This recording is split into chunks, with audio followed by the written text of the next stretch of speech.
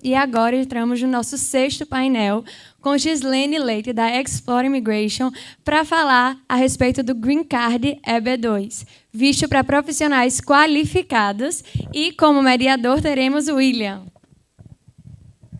Obrigado, Clara. Boa tarde a todos, tudo bem? Prazer estar aqui com vocês. Alguns estão conosco já desde a manhã, outros chegaram agora. Sejam todos muito bem-vindos. E nós vamos falar de um tema extremamente relevante, assim como todos os temas que têm sido abordados aqui, mas nós vamos falar sobre o famoso Green Card. E para esse tema tão importante, nós trouxemos aqui a Gislene. Quero apresentar para vocês, ela vai falar sobre esse tema, tirar as suas dúvidas. Então, Gislene, fale um pouco sobre você. Quem é a Gislene? Boa tarde.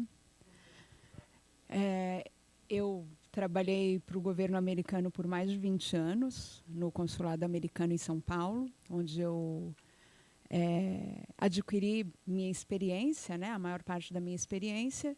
E desde que eu cheguei nos Estados Unidos há 8 anos, eu continuo a trabalhar com imigração e agora em empresas privadas, né, e agora na minha própria empresa, onde temos a advogada que é a responsável legal pela empresa. E é mais ou menos isso. Estou nos Estados Unidos há 8 anos, gosto muito da minha vida lá. Fiz uma troca de São Paulo para uma cidade muito, muito menor, que é Orlando. Eu gostei muito da experiência, porque São Paulo, realmente, você tem que ter bastante...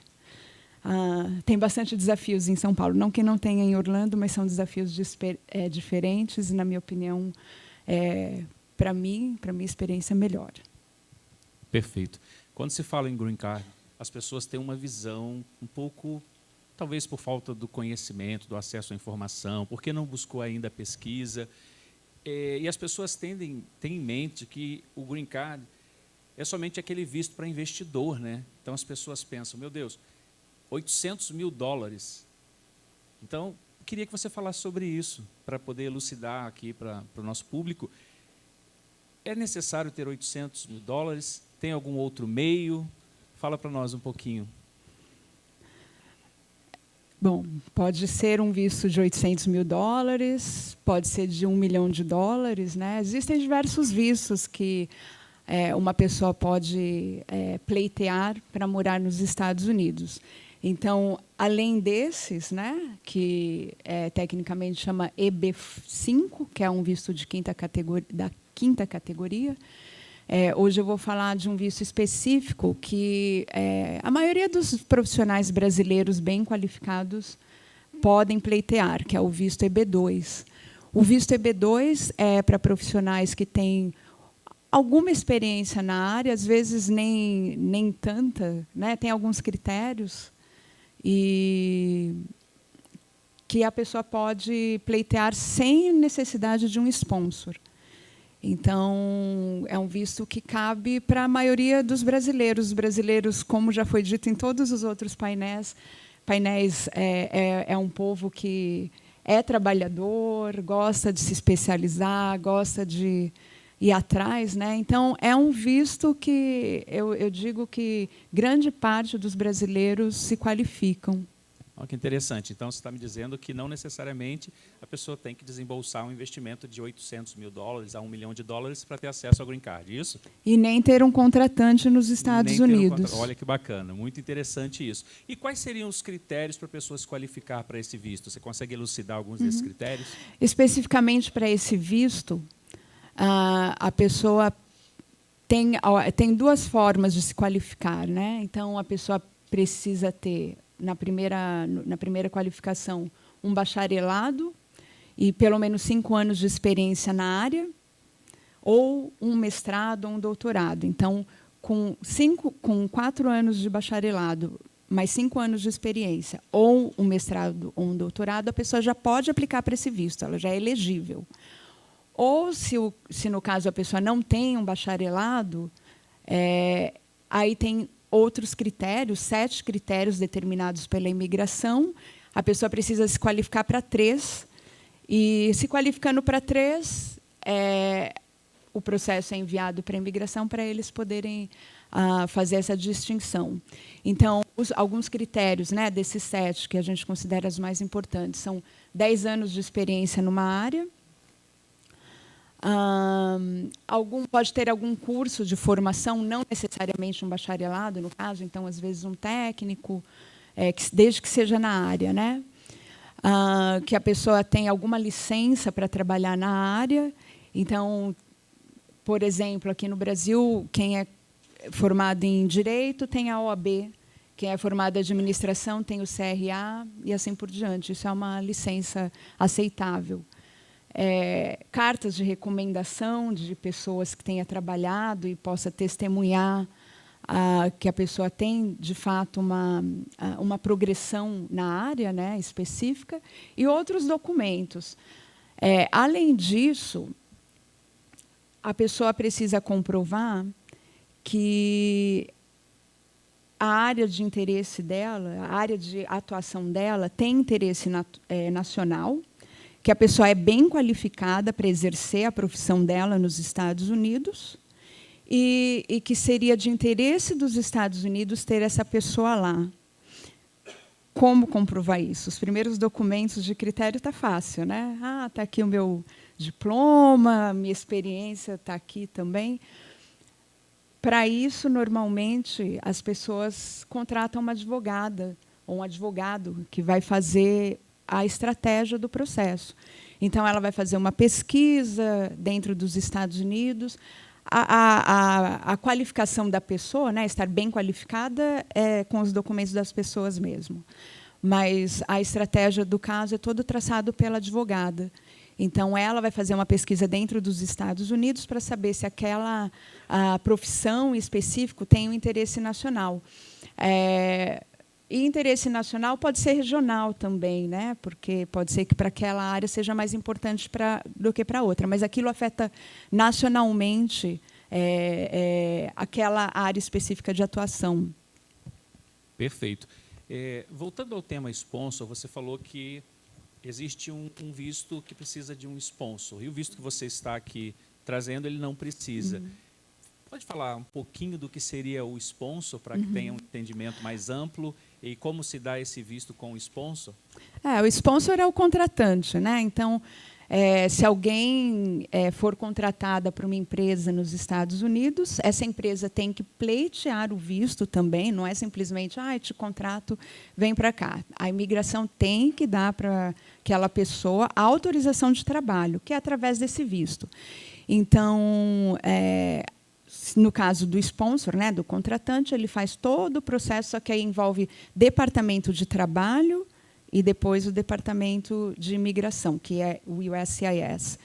No caso desse visto, que é a mesma categoria EB2, existe uma forma de entrar, de solicitar, sem ter um sponsor, que é através do interesse nacional.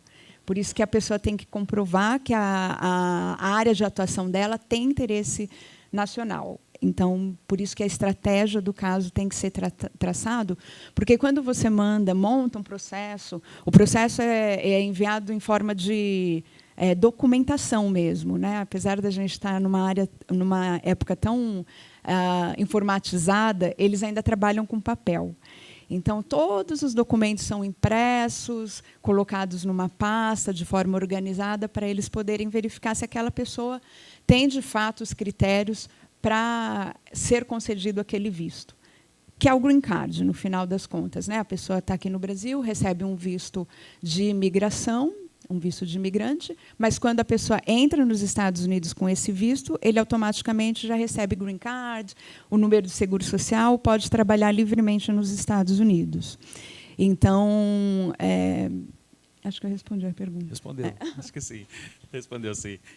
Porque aqui você está demonstrando, isso é muito interessante frisar, né, que a pessoa vai, uma expressão bem popular, com as próprias pernas, né? Ele não está vinculado ao empregador nos Estados Unidos. Eu acho que ainda mais, não é com as próprias pernas, mas pelo próprio esforço de uma vida inteira, né? Isso, sem depender de terceiros. Sem depender exatamente. De terceiros. Isso. Você se formou e depois foi fazer uma pós-graduação, ou não se formou, mas formou a sua própria empresa, e a empresa é bem-sucedida, e por algum motivo hoje a pessoa quer mudar de país, mudar de realidade. Então, existe essa forma de você, olha, eu tenho aqui o meu valor, Estados Unidos, e eu gostaria de contribuir aí com vocês, com essa minha experiência, com essa toda a minha trajetória. Então, existe a possibilidade, e eu acho que isso é muito democrático dos Estados Unidos, de poder dar oportunidade de estrangeiros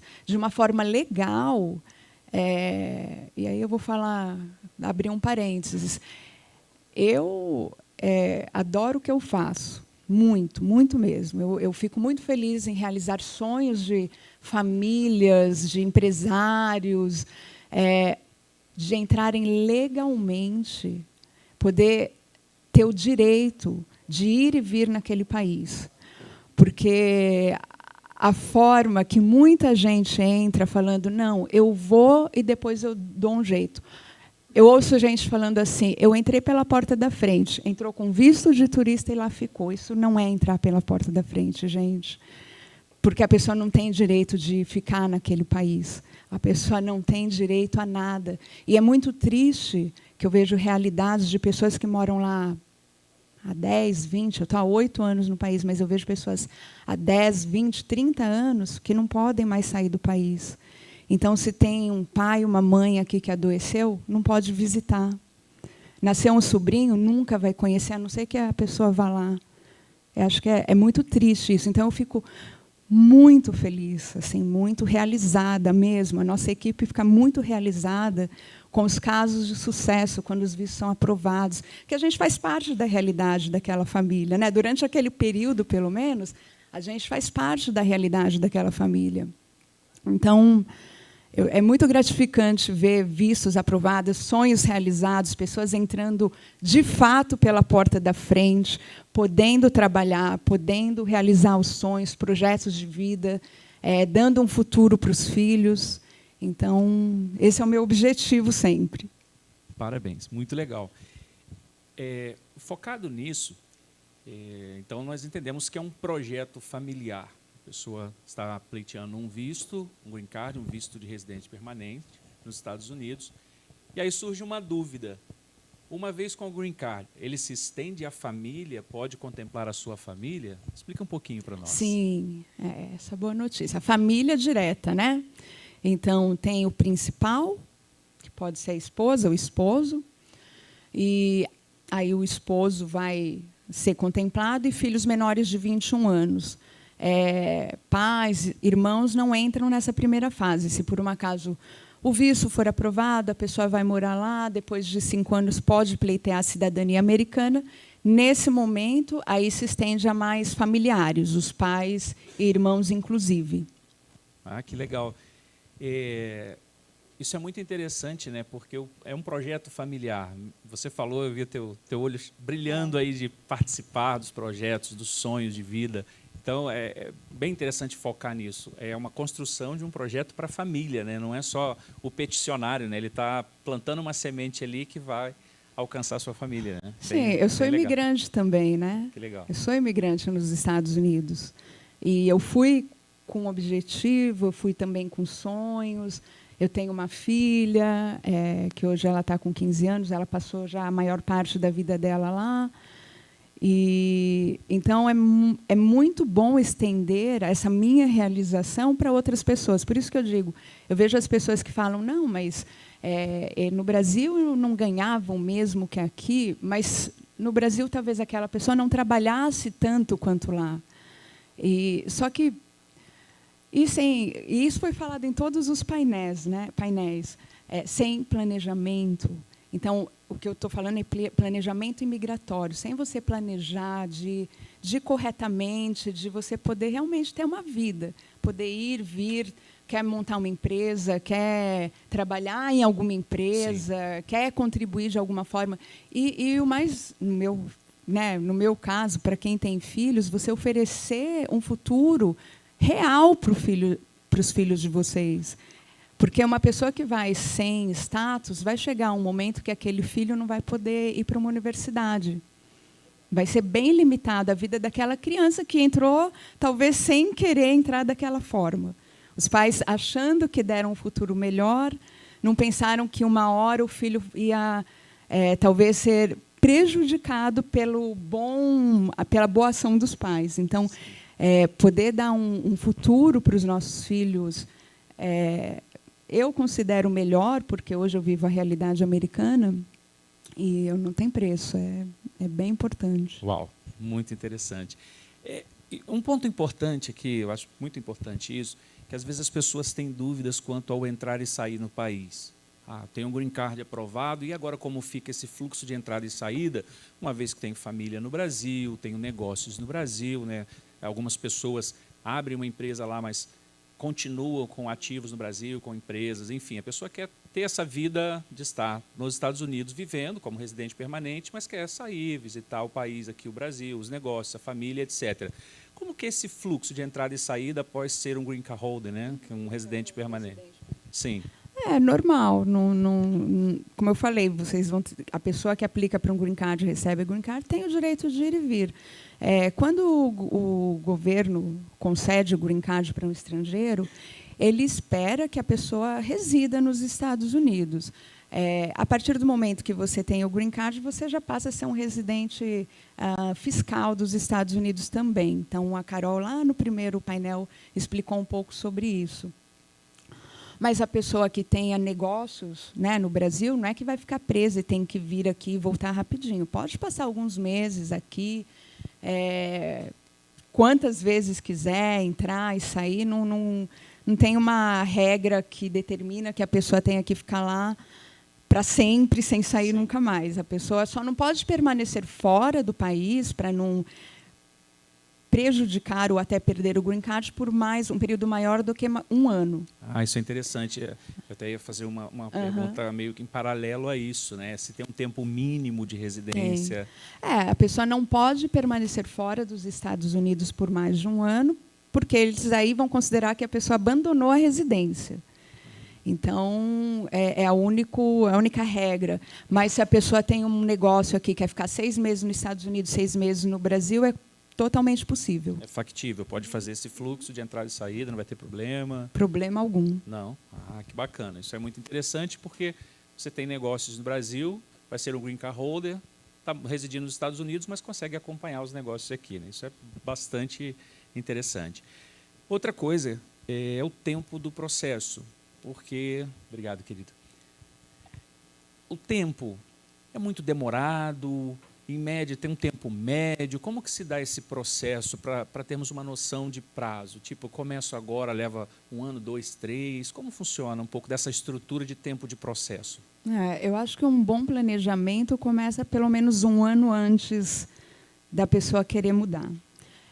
Não é tão demorado quanto muitas pessoas acham, mas é uma burocracia, né, gente? É um governo que está ali avaliando um estrangeiro que quer morar no seu país. É um país rigoroso com a segurança, então tem um tempo de burocracia deles. Hoje, o visto EB2, é possível se pagar uma taxa extra de $2.500, paga para o governo, inteiramente para o governo, para eles avaliarem aquele processo em 45 dias. Então, nesses 45 dias, normalmente não chega aos 45, mas dentro daqueles 45 dias, eles podem aprovar ou eles podem pedir mais documentação. Pedindo mais documentação, eles dão um prazo de 60 dias para a resposta, enviando mais 45 dias para eles darem uma resposta. Então, tendo a resposta positiva, essa é a primeira parte do processo. Aí vai ter a parte do visto, né? Que o visto é emitido apenas no consulado do Rio de Janeiro, aqui no Brasil.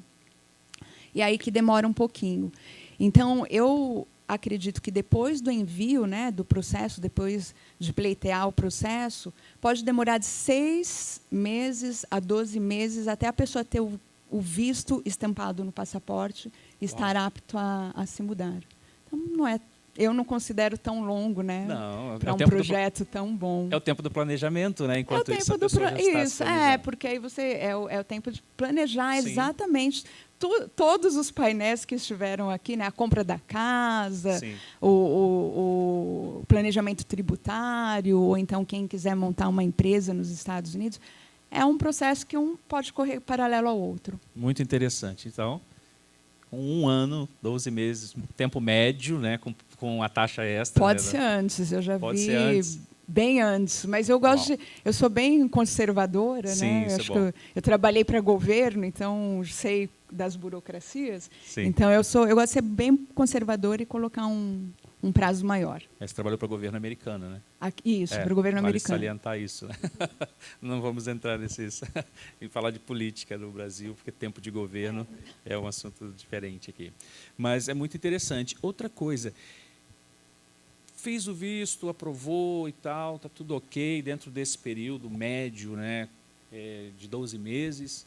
Fez a entrevista, que é Rio de Janeiro, que você falou, né? Entrevista consular. Tá, e agora? Quanto tempo a pessoa precisa levar ainda para se apresentar aos Estados Unidos? Tem isso? Como funciona? O visto tem validade de 6 meses, o visto de imigrante. Então, a pessoa tem que entrar dentro do prazo de validade. Entra a família toda, né, no caso de família, ou o peticionário principal entra primeiro e depois os beneficiários, a família.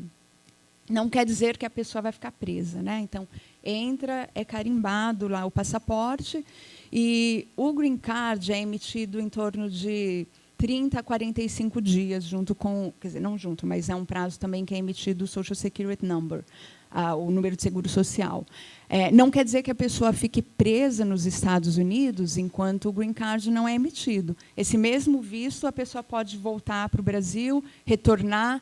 Ele é uma coisa um pouquinho, talvez, difícil de entender, mas esse visto, apesar de ter 6 meses de validade, a partir da entrada nos Estados Unidos, ele passa a ter 1 ano de validade, que para a pessoa não ficar presa mesmo, né? Então, entrou, aí a semana que vem, mas eu tenho uma reunião no Brasil.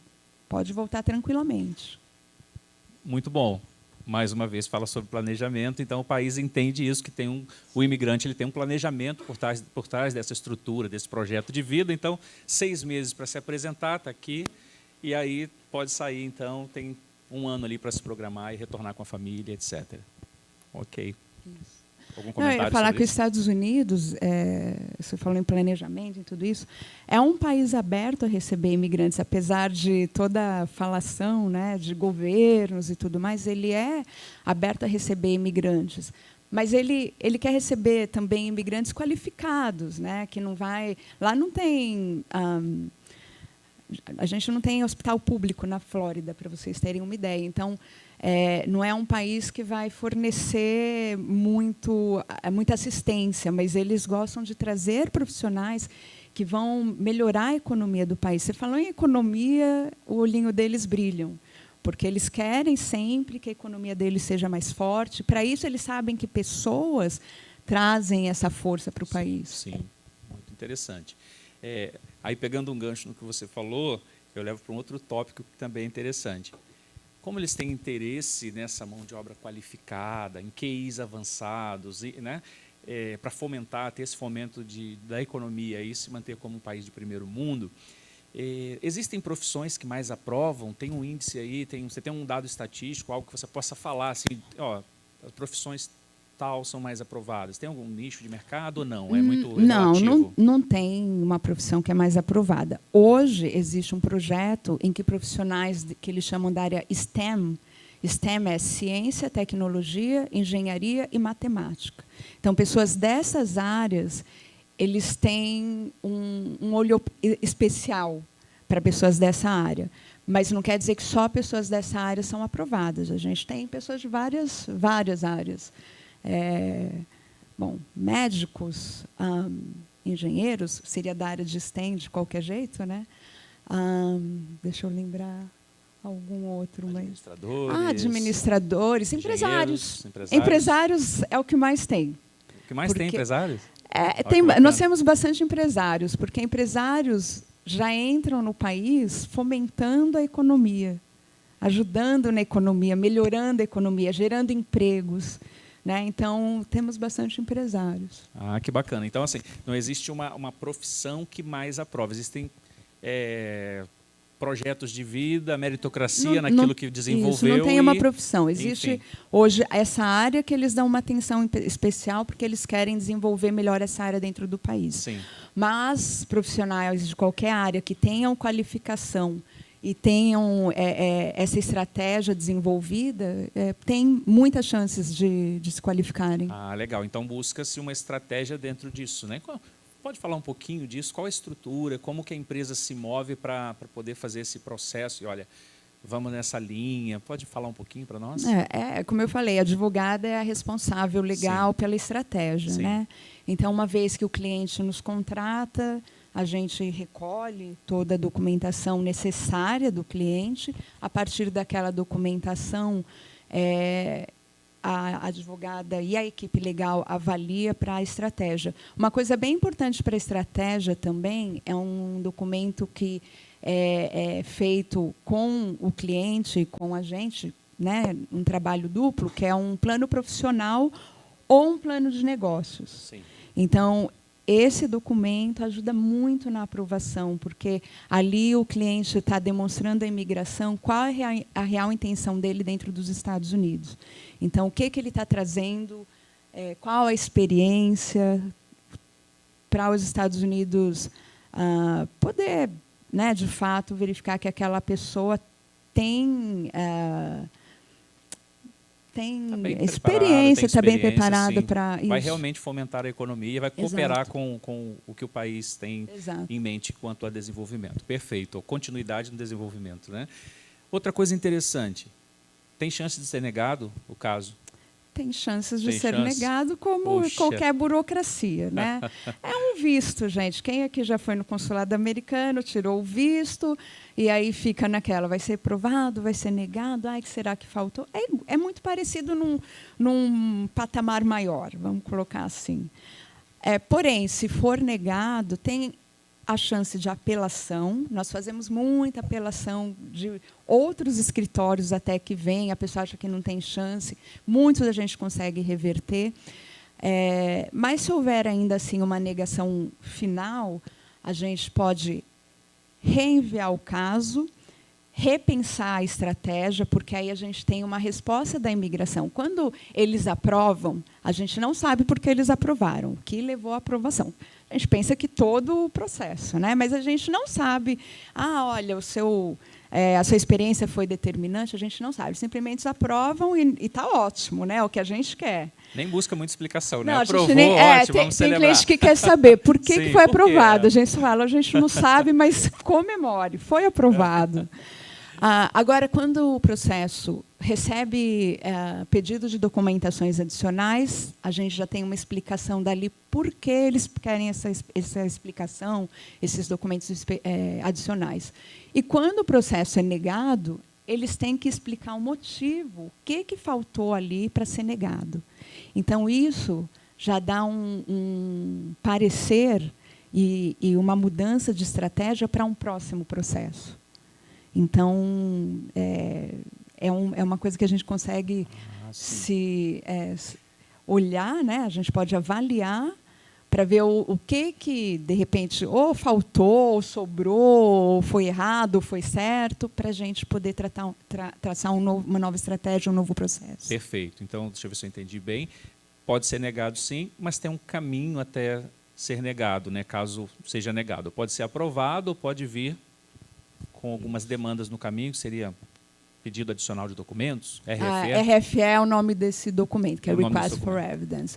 Ok. E o melhor também, né, é claro que a gente não quer que isso nunca aconteça, mas não há um número máximo de aplicações.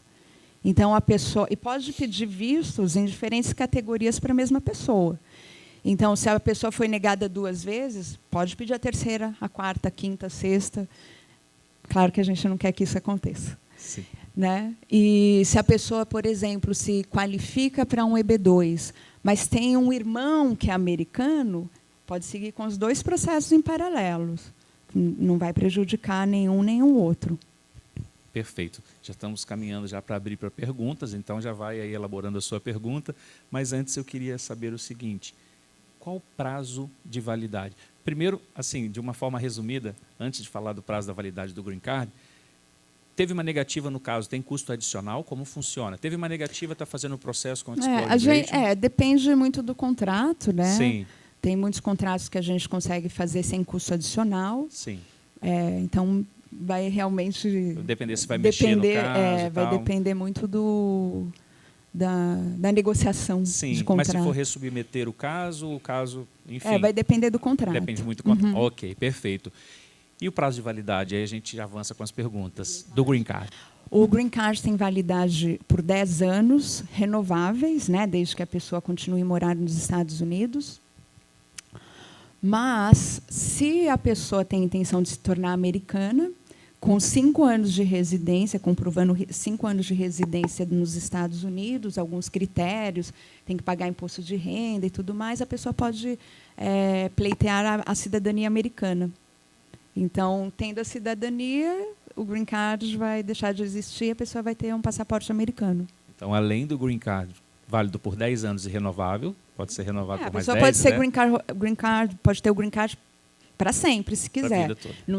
Não é obrigatório se tornar americano. Sim. Mas se a pessoa quiser, em 5 anos, pode se tornar americano. Já tem o benefício de se tornar também um cidadão americano. Muito interessante. Obrigado, Gislene. Quero abrir aqui para as perguntas. Vamos ver no... Opa, já tem aqui. Um de cada vez, por favor. Por gentileza. Sou Vanessa Rocha, e eu queria saber sobre a diferença entre o visto L1 para o EB2 para empresário. É bastante diferente. O visto L1 é um visto de não imigrante. Ele é um visto que uma pessoa, um executivo de uma empresa, quando ele é transferido para a empresa subsidiária ou irmã nos Estados Unidos, ele pode receber esse visto. Mas é um visto de não imigrante, ele tem prazo de validade, ele não tem todos os benefícios de um Green Card. O Green Card é um visto permanente. Então, você pode morar lá para sempre. O visto L, você vai ficar... vai ter que trabalhar sempre para aquela empresa. Se aquela empresa um dia falar, olha, não quero mais você, você perde o direito. Provavelmente, sim. Tem alguns critérios, né, para a empresa, tanto fora dos Estados Unidos quanto dentro dos Estados Unidos. Mas, assim, pensando a grosso modo, sim.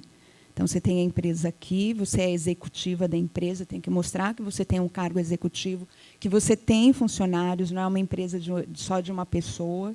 Isso é bem importante no L, que as pessoas falam, mas eu vou trabalhar dos Estados Unidos e continuo com a minha empresa no Brasil. Isso não qualifica para L, então tem que ter empresa aqui rodando e aí abrir uma empresa nos Estados Unidos. Isso. E também vai ter que contratar pessoas lá.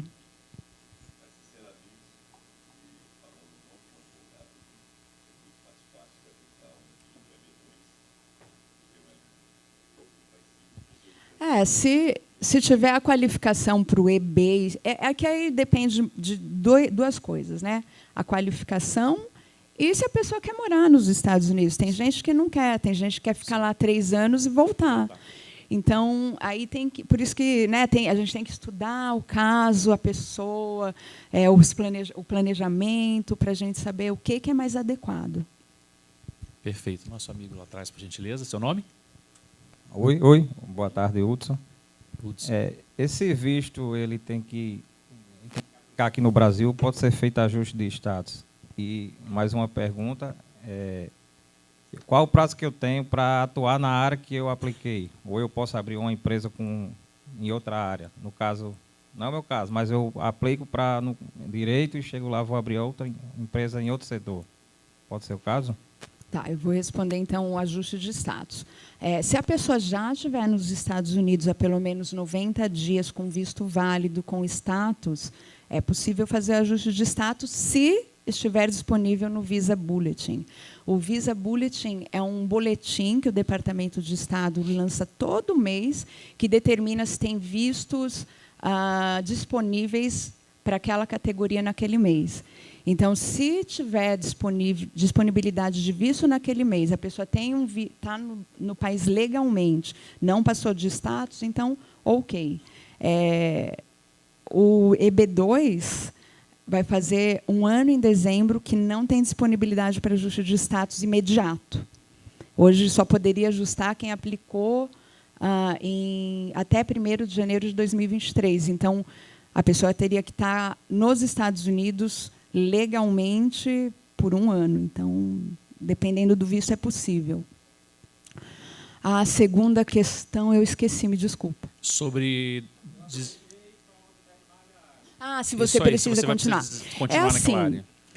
Como eu falei, o plano de negócios ou o plano profissional vai determinar que você, sim, tem que estar naquela área. Mas vamos supor que você é um empresário no ramo de comida aqui, mas chegou nos Estados Unidos e viu que não é o que você quer fazer, você quer ser um empresário no ramo automobilístico. Então, não teria problema de mudar depois da aprovação do visto, depois que você tem o green card. Não vai existir uma investigação no que você está fazendo. Pode ser que lá na cidadania eles te questionem. Não deve ser, normalmente, um impeditivo para você se tornar cidadão, mas pode ser questionado. Ok. Obrigado, Hudson. Por favor. Leva o microfone ali para ela, por favor. É que não dá para ouvir daqui. Desculpa. Oi. Em relação a esse período, como você falou, que a pessoa tem até 90 dias, né? Para fazer essa mudança. Pegando o gancho na resposta... Depois de 90 dias, né? Isso. A pessoa entra e só pode fazer depois de 90 dias. Isso. E eu posso permanecer, no caso lá, até 6 meses. Né? Se o visto de turista, para quem entra com o visto, normalmente é concedido até 6 meses. Isso. Não é obrigatório. O oficial é quem determina. Podem né? terminar menos até 15 dias. Tem que voltar. Pode dar 15 dias, exato. Mas, nesse caso, como tem mais de 1 ano que tem aparecido esse prazo para a mudança, não foi que você falou agora? Ajuste de status. Para o ajuste, eu precisaria voltar para o Brasil ou posso permanecer lá para esperar? Então, depende do visto que você tem. Tem pessoas que estão lá com visto de estudante, podem ficar lá durante 4 anos. Nesse caso de turismo. O de turismo, a gente não recomenda fazer isso. De verdade. Tem que voltar para o Brasil. Mas... Não pode ficar lá. Não pode ficar lá. Você pode tentar voltar para o Brasil e voltar para lá. É que a imigração, parece que eu estou falando uma coisa assim, mas é verdade. Eles sabem de todos os seus passos. A imigração e o consulado. Parece que não, mas, gente, é verdade. Eles sabem... a maior parte das pessoas, eles sabem que já está indo para lá, para que é e tudo mais. Então, as chances de uma pessoa ficar indo e voltando, na próxima entrada, ser retida e devolvida para o país é bem grande. Então, por isso que a gente fala, o melhor das hipóteses é você poder estar no seu país, se planejar financeiramente, você não ter que gastar em dólar, você vai ficar 6 meses lá sem poder trabalhar.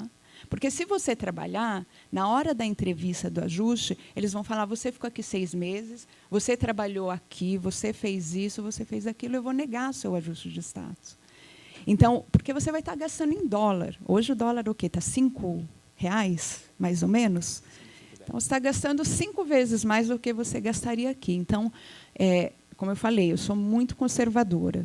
Eu gosto de planejamento. Então, você poder planejar no seu país, poder economizar dinheiro para chegar lá e já poder alugar a casa que você quer, enfim, é muito melhor do que você chegar lá, não poder trabalhar legalmente, então vai sobrar os trabalhos que ninguém quer fazer, ser remunerada muito... o que querem te pagar? É exatamente isso, que querem, muito pouco...